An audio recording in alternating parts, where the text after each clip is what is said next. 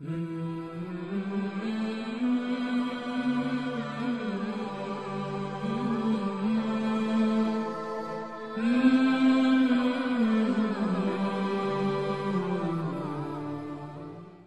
सबसे पहले है मेरे बंदे मेरी इबादत में किसी को शरीक नहीं करना, इबादत सिर्फ मेरी।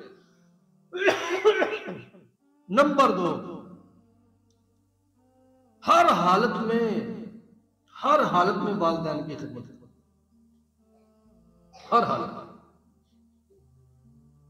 वालिदैन चाहे नेक हूं या बद, खिदमत करनी करनी। नंबर 3, व आतिल कुर्बा हक़्क़हु वल मिस्कीन वब्न अस्सबील वला तुबज़्ज़िर तब्ज़ीरा। नंबर 3, अपने करीबी रिश्तेदारों के पास अगर तेरे पास गुंजाइश है तो अपने करीबी रिश्तेदारों को उनका हक देते रहे।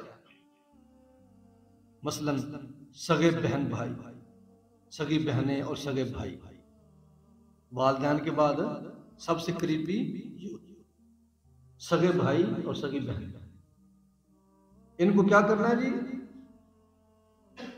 हक़्क़हु, आतिल कुर्बा हक़्क़हु, अपनी सगी बहनों को, सगे भाइयों को उनका हक देना है। अगर तुम मालदार है तो इनको इनका हक देना है, उनकी मदद करनी और मदद करते हुए उनको, उनकी सपोर्ट करते हुए, माली इमदाद करते हुए दिल में ये रखना है कि मैं एहसान नहीं कर रहा, ये अल्लाह ने इनका हक रखा था मेरे माल के अंदर, इनका हक मैंने वापस करा। ये है जी लफ्ज पे आता है कुरान के एक एक हरफ पे कुर्बान। वो आतिल कुर्बा, अपनी सगी बहनों को और सगे भाइयों को दो, माल दो। कौन सा माल? हक का होगा, जो दोगे वो उनका हक होगा। अपने माल में से निकाल के जो दे के आओगे उनका हक दे के आओगे। कोई ईसान उसूल नहीं, ईसान नहीं जताना, उनका हक था। इस तरह मस्कीनों का हक दो, मुसाफिरों का हक दो। या अल्लाह फिर सारा माल उठा के दे आए,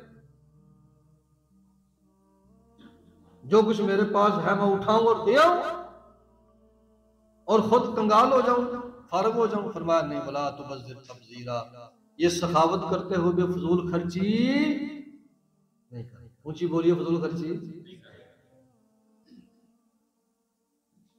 समाप्त करिए आयत पर। व आतिल कुर्बा हक़्क़हु, करीबी रिश्तेदारों को उनका हक दो, या अल्लाह दे दिया।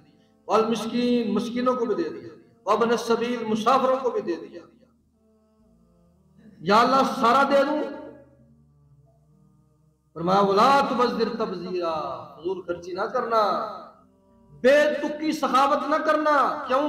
इसलिए कि इन्नल मुबज़्ज़िरीन कानू इख़वान अश-शयातीन। अगर तू बेतुकी सखावत करेगा, ऐसी सखावत कि तू सखावत करने के बाद खुद मंगता हो जाए, ऐसी सखावत करने वाले शैतान के भाई।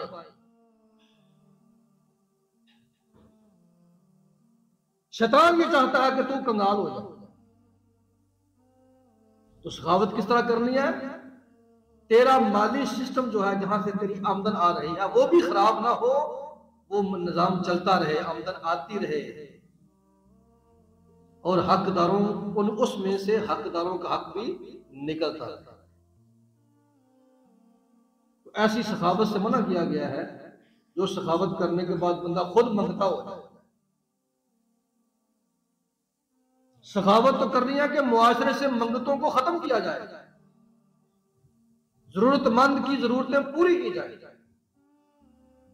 जो बेरोजगार है उन्हें रोजगार मुहैया किया जाए, उनकी मदद की जाए। ना कि सखावत इसलिए करनी है कि बंदा सखावत करके खुद ही बेरोजगार हो जाए। तो ऐसी बेतुकी सखावत से मना किया गया। वकान शैतान रब्बिही कफूरा, शैतान तो अपने रब का शुक्र है।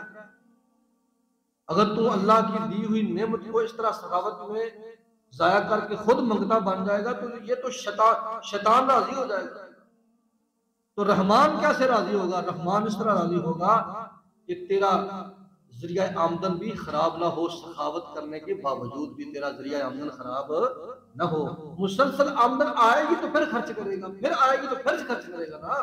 अगर तू सखावत करके यकदम सारा माल दे के बेरोजगार हो, खुद मंगता बन के बैठ जाएगा तो फिर तो उल्टा तू मुआशरे के ऊपर बोझ बन जाएगा। मुआशरे का बोझ बांटने की बजाय तू तो खुद बोझ बन जाएगा। ऐसा अल्लाह नहीं चाहता। ये है जी कुरान का फलसफा सखावत। ऐसा अल्लाह और उसका रसूल हरगिज नहीं चाहता। और ये भी ज़हन के अंदर याद रखो, ये बड़ी अहम बात मैं करने लगा, सुभान अल्लाह कह देगा। ये जो हुक्म है ना, ये हुक्म ये आम मुसलमानों का, आम मुसलमानों, जो खास जो अल्लाह के वली होते हैं उनके लिए हुक्म नहीं है, खास बंदों के लिए ये नहीं है। खास बंदों के लिए कौन सा हुक्म है? वो हुक्म है जिसमें अल्लाह ने फरमाया, अब पूरी आयत तो मुझे याद नहीं है, वलौ काना बिहिम खसासा, ये अल्लाह के कुछ बंदे ऐसे भी हैं उनके पास जब कोई जरूरतमंद आ जाता है, बड़ा मजबूर आ जाता है, तो वो अपनी जरूरत को पीछे हटा के उसकी जरूरत पूरी कर देता है।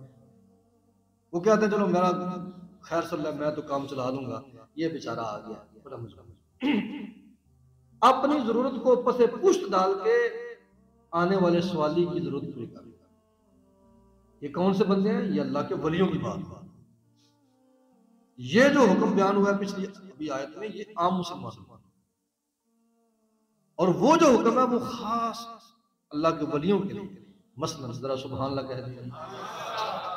मेरी सरकार ने फरमाया जिहाद के लिए फंड लेके आओ, चंदा लेके आओ, सारे से अभी चले गए, मस्जिद ही खाली हो गई। जिसके पास घर में माल था वो भी चला गया, जिसके घर में कुछ नहीं था वो भी चला गया। अब आप पूछेंगे जिसके घर में माल था वो तो माल लेने चला गया, जिसके घर में शाही वो क्या लेने गया? तो हदीस में आता है वो सहाबी गया एक, उसके पास शाही को नहीं थी, वो सारी रात जाके यहूदी के बाग में मजदूरी करता रहा, और जो मजदूरी की थोड़ी सी खजूरें उसे दी गई मजदूरी की, वो सुबह सरकार की बारगाह में लेकर, और उसने कहा कि मुझे जब मेरे रसूल ने फरमाया कि जाओ लेके आओ, मुझे बड़ी शर्म आई कि मैं बैठा मैं भी चला। मैंने भी कहा कुछ ना कुछ मैंने भी लेके आ गया। इस तरह से लोग।